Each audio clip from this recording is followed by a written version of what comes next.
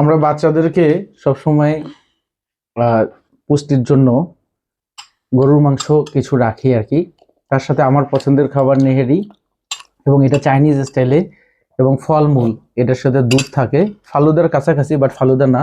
আর আজকের খাবারের মধ্যে আমরা যোগ করেছি স্যামন ফিশ আর কি।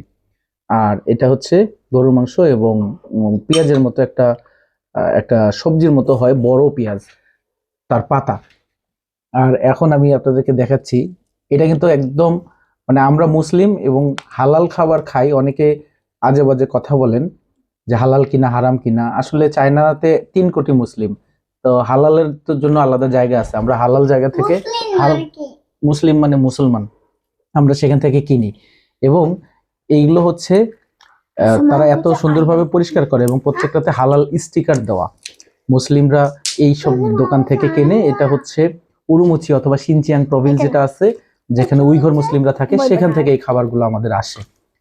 তো ধন্যবাদ সবাইকে, ভালো থাকবেন, সুস্থ থাকবেন।